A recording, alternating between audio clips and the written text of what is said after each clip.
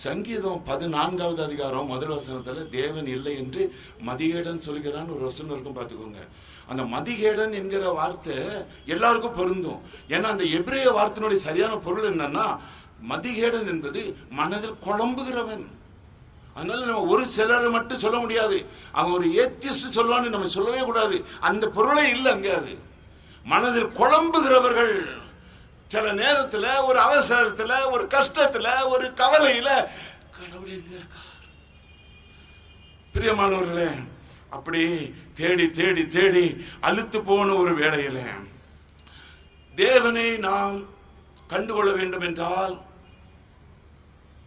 தேடி கண்டுபிடிப்பதை விட, ஓடி கண்டுபிடிப்பதை விட, ஒரு சாக்பீஸை வைத்து, மறுபடியும் சொல்றேன், தரையில ஒரு வட்டம் போட்டு அந்த வட்டத்துக்குள்ள முழங்கால நின்று இயேசுவேன்னு சொன்னா கண்டுபிடிச்சிடலாம்.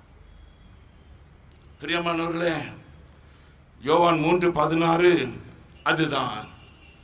தேவனை ஒருவனும் ஒரு காலம் கண்டதில்லை, தேவனை ஒருவனும் ஒரு காலம் கண்டதில்லை. பிதாவே தம்முடைய மடியில் இருக்கும் குமாரனை வெளிப்படுத்தினார். ரெவலேஷன், ரெவலேஷன், வெளிப்படுத்தல். பிரியமானவர்களே, ரட்சிக்கப்படுதல் என்பது என்ன? It's revelation. நானாக என்னை ரட்சித்துக் கொள்ளவே முடியாது. பிரியமானவர்களே, 19 வயதிலே ஆண்டவராய் இயேசு கிறிஸ்துவை நான் ஏற்றுக்கொண்டேன். ஆனால் நானும் அதை ஏற்றுக்கொள்ளவே இல்லை. அது ஒரு கிருபை மாதிரி அப்படியே எனக்குள்ள வந்து இறங்கிட்டு, கிருபை மாதிரி. born again, மறுபடியும் பிறத்தல் என்பது அது வந்து ஒரு ஹியூமன் எக்ஸசைஸ் அல்ல பிரியமானவர்களே. அது ஒரு மனிதனாக தன்னை செப்பனிட்டு கொள்ளவே முடியாது பிரியமானவர்களே. மனிதன் தன்னை தானே சரியாக்கி கொள்ள முடியாது. புது வருஷம் பிறக்கின்றது, ராத்திரி 12 மணிக்கே அந்த மணி அடிக்கின்றது. இந்த வருஷம் நான் கோபப்பட மாட்டேன், மனைவியை திட்ட மாட்டேன், பிள்ளைகளை அடிக்க மாட்டேன். 10 நாள் கடந்து போது போன வருஷத்தை விட இந்த வருஷம் கோபம் ஜாஸ்தி. பிறந்த நாள் வருகின்றது, நம்ம எத்தனையோ புது புது காரியங்களை யோசிக்கிறோம்.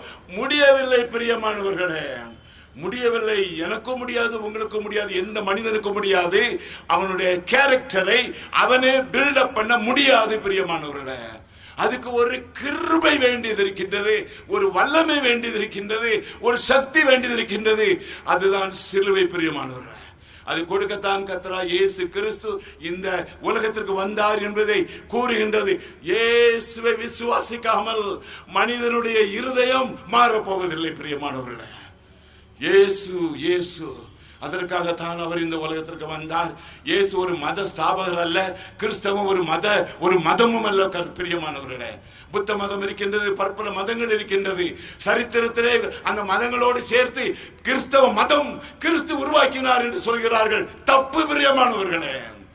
சரித்திரத்தை எழுதுவதற்கு ஒரு வாய்ப்பு கிடைத்ததுனாலே கிறிஸ்தவத்தை எழுத எந்த மனிதனுக்கு உரிமை கிடையாது பிரியமானவர்களே. கிறிஸ்தவம் ஒரு மதம் அல்ல, அது ஒரு அனுபவம், ஒரு பர்சனல் ரிலேஷன்ஷிப். கர்த்தரை இயேசுவில் கண்டுவிடுதல், இயேசுவில் என்ற ரட்சிப்பை கண்டுவிடுதல், என்ற இருதயத்திலே இயேசுவினுடைய அந்த வந்த ஒரு புண்ணியத்தை பெற்றுவிடுதல், என்னுடைய இருதயம் மாறிவிடுதல். பழையவன் போய்விட்டான், புதியவன் வந்து விட்டான், புது சிருஷ்டி. பிரியமானவர்களே, இது ஒரு பெரிய ரகசியம் என்று பரிசுத்த பவுல் சொல்கிறார். பிரியமானவர்களே, கர்த்தர் நல்லவர் என்பதை ருசித்து பார்க்காமல் கர்த்தராகிய இயேசு கிறிஸ்துவை பற்றி எந்த மனிதனும் பேசவே முடியாது. ஆக்ராவுக்கு போகாமலே தாஜ்மஹாலை பற்றி 40 பக்கம் எழுத முடியும், ஆனால் இயேசுவை பற்றி 4 வரி கூட எழுத முடியாது. தாஜ்மஹாலை பார்க்காமலே தாஜ்மஹாலை பற்றி ஒரு கட்டுரை எழுத முடியும், இயேசுவை பார்க்காமல் ஒரு வார்த்தை சொல்ல முடியாது. கர்த்தராகிய இயேசு கிறிஸ்து. அதனாலே நான் பிரியமானவர்கள், ரொம்ப ஸ்டெடியாக பரலோகம் இருக்கின்றது. புலோகத்திலே மனிதர்கள் என்னெல்லாமோ செய்து கொண்டிருக்கிறார்கள், எப்படி எல்லாம் இருக்கிறார்கள். ஏனென்றால் they have got some physical strength, அவர்களுக்கு சில மணி பவர் இருக்கின்றது, and they are in good position. அப்படி என்பது மாத்திரமல்ல, ஒரு கையில காசு இல்லாத ஒரு ஆளு, உடல்ல பலன் இல்லாத ஒரு ஆளு, அவங்க கூட அப்படித்தான் இருக்கிறான் பிரியமானவர்களே. மனிதன் என்பவன் யார்? பெருமையின் உருவம் பிரியமானவர்களே. வில்லியம் பார்க்லே சொல்வது போல, the chiefest sin is human pride. மனிதனுடைய பெருமை பிரியமானவர்களே, மனிதனுடைய பெருமை பிரியமானவர்களே. நீங்கள் ரோட்டிலே பிச்சை கேட்கிறார்கள், ஒரு 50 பைசா கொடுங்களேன், அவங்க முகம் எப்படி சுழியுது. சில சமயத்தில் 50 பைசா திரும்ப கொடுத்துருவாங்க, 5 ரூபா வேணும் குறைந்தது. அத்தனை பெருமை பிரியமானவர்களே, அத்தனை பெருமை. எனக்கு ஒரு பதவி வந்துட்டு, எனக்கு ஒரு நாற்காலி இருக்குது, எனக்கு கீழே இருக்கிறவங்க எல்லாம் என்னோட வயசுக்கு மூத்தவங்க, ஆனா அவங்க எல்லாரும் எனக்கு முன்னால நிக்கிறாங்க. அதுல எனக்கு எத்தனை பெருமை பிரியமானவர்களே. செர்வன்ட் ஹோல்டு இஸ் லீடர்ஷிப் கிடையாது, யாருமே கிடையாது பிரியமானவர்களே. கையில காசு வருது, ஒரு வேலை வருது, கையில காசு வருது, அதுக்கப்புறம் என்ன, அப்பாவை நினைக்கிறது இல்ல, அம்மாவை நினைக்கிறது இல்ல. ஒரு பதவி வருது, ஒரு யூனிஃபார்ம் வருது, அதோட சேர்ந்து ஒரு அத்தாரிட்டி வருது என்ற பெருமை பிரியமானவர்களே. Just because of this uniform. மனிதன் எவ்வளவு பெருமை உள்ளவன் பிரியமானவர்களே. அந்த பெருமை உள்ளவனாக அவன் இருப்பதனாலே தான் அவனுக்கு இயேசுவை அணுக முடியவில்லை. ஏனென்றால் அவர் அவ்வளவு சிறுமை உள்ளவராக வந்தார். கர்த்தராகிய இயேசு கிறிஸ்து பிதாவாகிய தேவன் இவ்வளவாக உலகத்திலே அன்பு கூர்ந்து, இப்படி பிரியமானவர்களே, கர்த்தர் அளவுக்கு மிஞ்சி தன்னை தாழ்த்தி விட்டாரா? அவர் அளவுக்கு மிஞ்சி இப்படி ஒரு மனுஷனுக்கு அடிபட வேண்டிய அளவுக்கு வந்து விட்டாரா? அதனாலே மனிதன் அவரை ஒரு அற்பமாக நினைக்கிறான். அருமையானவர்களே, அப்படி அல்ல. அது தேவ திட்டம், தேவ திட்டம். இன்னைக்கு நாளைக்கு நம்ம அதுதான் பார்க்க போகிறோம். ஏன் why God reduced himself to that level. அருமையானவர்களே, நீங்க ஆதியாகமம் முதல் அதிகாரத்தை பார்ப்பீங்கன்னா, தேவன் ஆதியிலே வானத்தையும் உலகத்தையும் பூமியும், அதிலே தேவன் வானத்தையும் பூமி சிருஷ்டித்தார். ஆதியாகமம் 2வது அதிகாரம் 4வது வசனத்துக்கு வந்தா அதுல தேவனாய கர்த்தர்னு வரும். ஏன்னா அந்த அதிகாரத்துல தான் மனுஷனை சிருஷ்டிக்கப்படுறார். அப்போ அந்த அந்த வேர்டு எபிரேய வார்த்தையில அந்த தேவன் என்கிறது எலோஹிம். எலோஹிம்னா தொட முடியாதவர், காணக்கூடாத இடத்துல இருக்கிறவர், பெரிய பவர்ஃபுல், எக்ஸ்ட்ரீம்லி பவர்ஃபுல். அதான் அந்த வேர்டு. அந்த வேர்டுனுடைய மீனிங் நெருங்க முடியாதவர், தேவன் எலோஹிம். ஆனால் ஆதியாகமம் 2வது அதிகாரம் 4வது வசனத்துல தேவனாய கர்த்தர் இருக்கும். அதாவது யாவே எலோஹிம் என்று எபிரேய பாஷையில் இருக்கு. அதனுடைய நல்ல பொருள் என்ன தெரியுமா? a God who stoops. குனிகின்ற ஒரு தேவன், தொட முடியாத ஒரு தேவன், குனிகின்ற ஒரு தேவன். எறும்பினிடத்துல பேச வேண்டும் என்றால் யானை என்ன செய்ய வேண்டும்? எறும்பு அளவுக்கு குனிய வேண்டும். எறும்பு யானை அளவுக்கு வர முடியாது. அதுதான் யோவான் 3:16. தேவன் தேவன் என்னையும் உன்னையும் சிநேகித்ததுனாலே, நேசம் கொடுத்ததுனாலே, பிரியமானவர்களே, கர்த்தராகிய தேவன் சிலுவையிலே விழுந்து போன தூதனுக்காக சாகவில்லை. விழுந்து போன தூதனுக்காக சாகவில்லை. அவர் அந்த விழுந்து போன அந்த தூதனுக்கு, பிரியமானவர்களே, பேரடைஸ் லாஸ்ட் புக் 4 நீங்கள் வாசித்து பார்த்தால் என்ன அழகாக மில்டன் அந்த விழுந்து போன தூதனை அவர் டிஸ்கிரைப் பண்ணுகிறார். பிரியமானவர்களே, அவனை விழுந்து போன தூதர்களுக்காக இயேசு சிலுவையிலே ஜீவனை கொடுக்கவில்லை. ஏனென்றால் அவர் இப்படி யோசித்து விட்டார். தூதன் தெரிந்து துணிந்து அவன் தேவனுக்கு விரோதமாக தன்னுடைய மனதில் யோசிக்க ஆரம்பித்தான், தள்ளப்பட்டான். ஆனால் ஏதேன் தோட்டத்தில் சர்ப்பமானது ஏவாளை வஞ்சித்து விட்டது. தெரியாமல் செய்தாள், தெரியாமல் செய்தாள். ஆகினால்தான் அவர் சொன்னது சிலுவையிலே, பிதாவே இவர்களுக்கு மன்னியும், இவர்கள் அறியாமல் செய்கிறார்கள். அருமையான சகோதரனே, அருமையான சகோதரியே, நீங்கள் எவ்வளவோ பாவம் செய்திருக்கலாம், நான் எவ்வளவோ பாவம் செய்திருக்கிறேன். ஆனா நம்ம நினைப்போம், நீ தெரிந்து செய்த, நீ துணிந்து செய்தன்னு. ஆனால் கர்த்தராகிய தேவனோ, பிதாவாகிய தேவனோ, கர்த்தராகிய இயேசு கிறிஸ்துவோ, நீங்கள் இதுவரைக்கும் செய்த எந்த பாவத்தையும், இனிமேலும் செய்ய போகிற எந்த பாவத்தையும் தெரியாமல் செய்தேன் என்று கூறுகிறார். என் மகன் தெரியாமல் செய்யிட்டாயா, என் மகா தெரியாமல் செய்யிட்டாயா. அதுதான் நமக்கு கிடைச்ச சிலாக்கியம், வேற ஒண்ணுமே இல்லை. நம்ம செய்த எல்லா பாவத்தையும் என் பிள்ளை தெரியாம செய்யிட்டு, சோ நான் மன்னிப்பு கொடுப்பேன், நான் மன்னிப்பேன். தட்ஸ் அப் டு மீ, நான் மன்னிப்பேன். இதுதான் பிரியமானவர்களே இயேசு, வேற ஒண்ணுமே இல்லை, வேற ஒண்ணுமே இல்லை. பிரியமான இயேசு மன்னிக்கிறார், இயேசு ஏற்றுக்கொள்கிறார், இயேசு வாழ வைக்கிறார். இயேசுவை விட்டால் மன்னிப்பு இல்லை, மன்னிப்பு இல்லை என்றால் வாழ்வே இல்லை. அதனாலதான் கடவுள் பூமியிலே கடவுளில் கடவுளாக இருந்தவர் மனுஷனில் மனுஷனாக வந்தார். தேவன் தம்முடைய ஒரே பேரான குமாரனை, பிரியமானவர்களே, இந்த யோவான் மட்டும்தான் இந்த ஒரே பேரான குமாரன் என்கிற வார்த்தையை உபயோகிக்கிறார். யோவான் 1:14 ஒரே பேரான குமாரன்கிறது வரும்.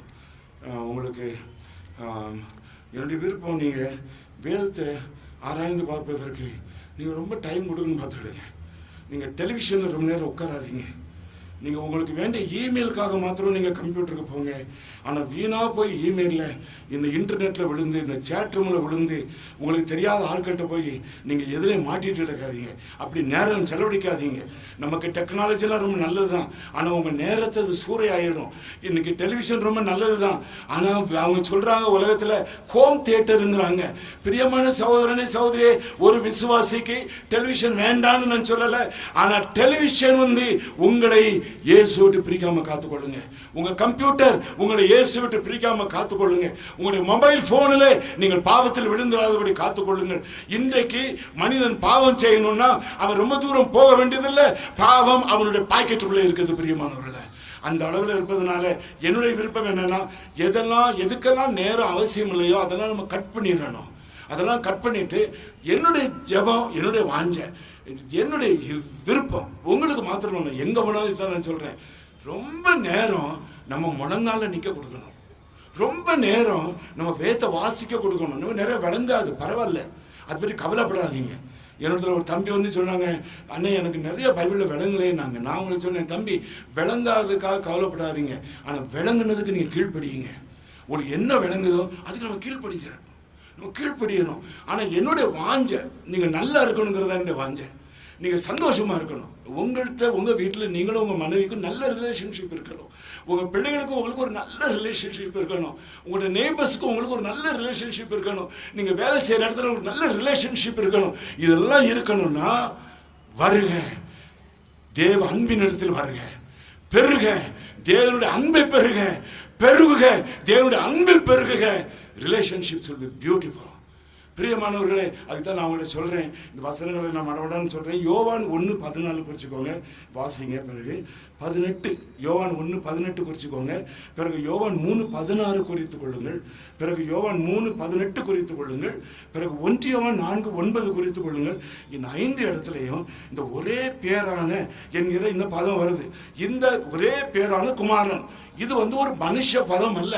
அது நீங்க மனசுல வச்சுக்கிடணும். ஒரு குமாரன், ஒரு மகன் உடனே நம்ம இமேஜினேஷன் எல்லாம் இன்னொரு டைரக்ஷன் போகுது. அந்த மீனிங்கே கிடையாது. இது ஒரு தெய்வீக பதம், நமக்கு விளங்கிக் கொள்வதற்காக கொடுக்கப்பட்ட பதம். இது ஒரு தெய்வீக பதம். துவக்கம் அறியாத குமாரன், முடிவு இல்லாத குமாரன், மாறாத குமாரன் இயேசு கிறிஸ்து நேற்றும் இன்றும் என்றும் மாறாதவராக இருக்கிறார். அருமையானவர்களே, ஒரே பேரான குமாரன், ஒரே பேரான குமாரன். அருமையானவர்களே, அதை நாம் சிந்தித்து கூட அறிந்து கொள்ள முடியவில்லை. ஆனால் பிரியமானவர்களே, இதை நீங்கள் விசுவாசிப்பீர்கள் என்றால், தேவன் தம்முடைய ஒரே பேரான குமாரன், அவரை விசுவாசிக்கிறவன். பாருங்கள், இந்த ஒரு வசனத்தில் எத்தனை அர்த்தங்கள் அடங்கியிருக்கின்றது. The God whom we cannot see, the God whom we can see, and you and me. என்ன நல்லா இருக்கு பாருங்க, என்ன அருமையான ஒரு வசனம். தேவன், இயேசு, நான் விசுவாசிக்கிறவன் எவனோ. இது 3 இடத்துல வேதத்துல வருது. பார்த்துக்கிடுங்க, எவனோ நிறைய இடத்துல வருது. நான் 3 முக்கியப்படுத்த விரும்புகிறேன். விசுவாசிக்கிறவன் எவனோ, அந்த கிரேக்க வார்த்தையுடைய சரியான பொருள் விசுவாசித்து கொண்டே இருக்கிறவன் எவனோ. It's not a one time faith, all the time in your life. பிரியமானவர்களே, விசுவாசித்துக் கொண்டே இருங்கள். இன்னொரு இடத்துல இப்படி வருது, அவரை அறிக்கை செய்கிறவன் எவனோ, அவருடைய சித்தத்தின்படி செய்கிறவன் எவனோ. இந்த 3 எனக்கும் உங்களுக்கும் ரொம்ப முக்கியமானது.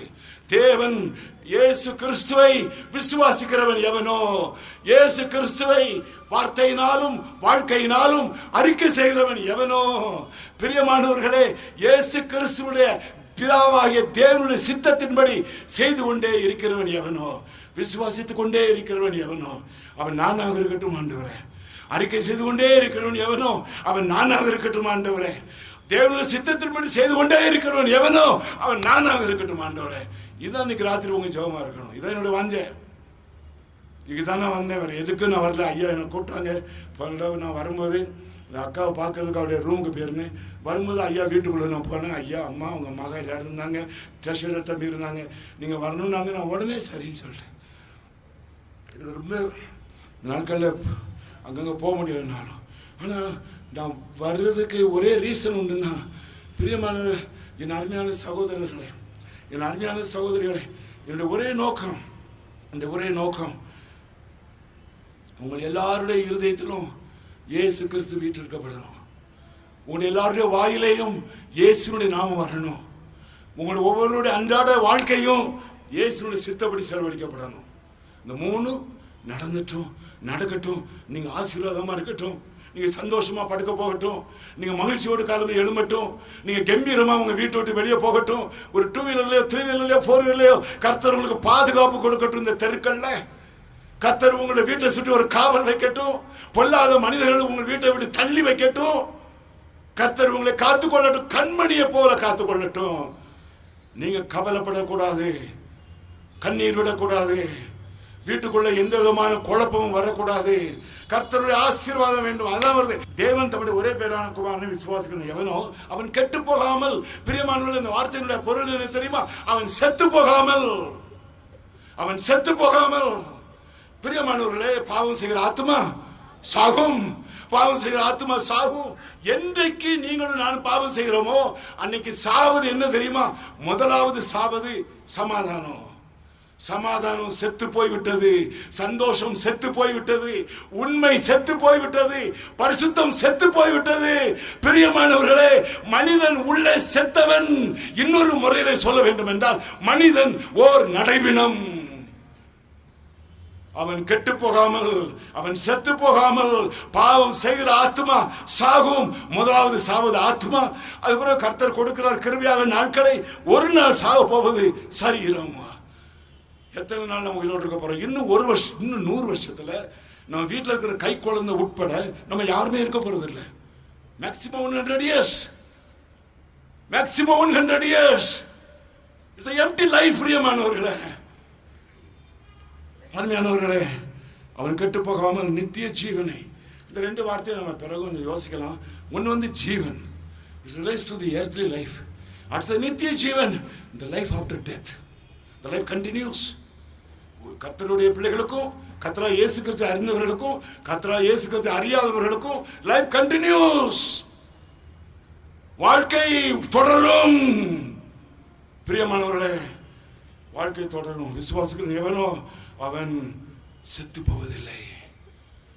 அவனுடைய சமாதானம் செத்து போவதில்லை, அவனுடைய குடும்ப சந்தோஷம் செத்து போவதில்லை, அவனுடைய வியாபாரத்தில் அவனுடைய லாபம் செத்து போவதில்லை, அவனுடைய பிள்ளைகளுடைய வருங்காலம் செத்து போவதில்லை. அதுதான் யோவான் 3:16. அதுதான் இயேசு கிறிஸ்து விசுவாசிக்கிறவன் எவனோ அவனுக்கு அவன் குடும்பம் வாழும், அவன் வாழுவான். பிரியமானவர்களே, பிரியமான என்ன நல்ல வசனம் இந்த யோவான் 3:16. எத்தனை அருமையானவர்! கர்த்தருடைய கிருபைகளை நாம் அதில் பார்க்க முடிகின்றது. அவன் கெட்டு போகாமல் அவரை தந்தருளே. பிரியமான, அதில் ஒரு நல்ல அர்த்தம் இருக்கின்றது. அவர் நல்ல ஒரு மீனிங் இருக்கு அதில். அவரை தந்தருளே, கேட்காமலே கொடுத்து. நம்ம கேட்டோமா? ஐயா இயேசுவை எங்களுக்கு அனுப்பணும் நம்ம கேட்டோமா? நம்ம பிறக்கவே இல்லையே 2000 வருஷத்துக்கு முன்னால. கேட்காமலே தந்தருளினார், கேட்காமலே கொடுத்தார்.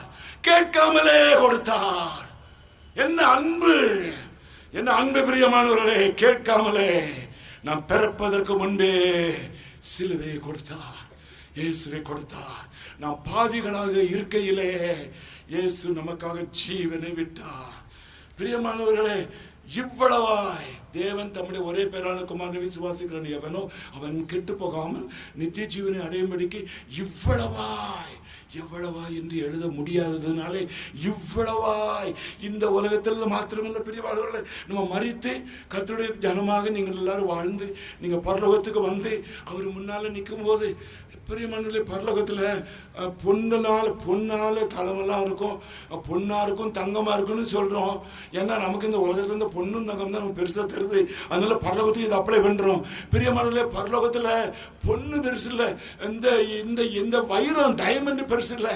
உங்களுக்கு எனக்கு என்ன பெருசு தெரியுமா? இயேசுடைய 5 காயங்கள், அவருடைய காயங்கள் அவருடைய காயங்கள். வேற என்ன நமக்கு பெருசு? வேற என்ன நமக்கு பெருசு? வேற என்ன நமக்கு பெருசு? பரலோகத்தில் நம்ம போன உடனே நமக்கு பெரிய நாற்காலி வேண்டவே வேண்டாம் பிரியமானவர்களே. பரலோகத்தில் நமக்கு சின்ன நமக்கு ஒரு அனுமதி சீட்டு இருந்தால் போதும். We want to enter heaven. We don't want to get into hell. எல்லாம் தெளிவாகவே இருக்கின்றது. பாவம் செய்கிற ஆத்மா சாகும். கர்த்தராகிய இயேசு கிறிஸ்துவை விசுவாசிக்கிறவன் மரித்தாலும் பிழைப்பான். என்றைக்கு நீங்களும் நானும் இயேசு கிறிஸ்துவை ஏற்றுக்கொள்கிறோமோ அன்னைக்கு மரணம் என்பது அடிக்கப்பட்டு அது நித்திரை என்று மாறிவிடுகின்றது. நம்முடைய சிநேகிதனாகிய லாசரு நித்திரையாக இருக்கிறான். பிரியமானவர்களே, இவ்வளவாய் சிந்திக்க முடியாத அளவுக்கு என்னதுன்னா, அந்த பொருள் என்னன்னா, இந்த உலகத்துல நீங்க தீர்க்காயுசோடு இருங்க, 80க்கு மேல வாழுங்க. அப்படி வாழ்ந்தாலும் இந்த அன்பை உங்களால் சிந்திக்க முடியாது, என்னால் சிந்திக்க முடியாது. அது பிறகு பரலோகத்துக்கு போவே நித்தியம் வாழ போறோமே, அப்பொழுதும் இந்த அன்பை சிந்திக்க முடியாது. இந்த அன்பை சிந்திக்க முடியாது. இந்த அன்பை சிந்திக்க முடியாது. இவ்வளவாய். அதனாலதான் தாவீது அரசன் சொல்கிறார் 116வது சங்கீதம் 12:13, கர்த்தர் எனக்கு செய்த எல்லா உபகாரங்களுக்காகவும் நான் எண்ணத்தை செலுத்துவேன். ரட்சிப்பின் பாத்திரத்தை எடுத்து அவரை தொழுது கொள்ளுவேன். அதனுடைய பொருள் என்னவென்றால், I will give the top priority to Jesus in every day, in the agenda of my everyday life. என்னுடைய காலையில் எழும்பணுன்னே இயேசு, வீட்டை விட்டு வெளியே போகும்போது இயேசு, போற இடத்துலலாம் இயேசு, வீட்டுக்குள் வரும் பொழுது இயேசு, தூங்கும் பொழுது முழங்கால் படிட்டு இயேசு. Jesus will be my first priority, top priority. அதுதான் இவ்வளவு என்னுடைய ரட்சிப்பின் பாத்திரத்தை எடுத்து நான் தொழுது கொள்ளுவேன்.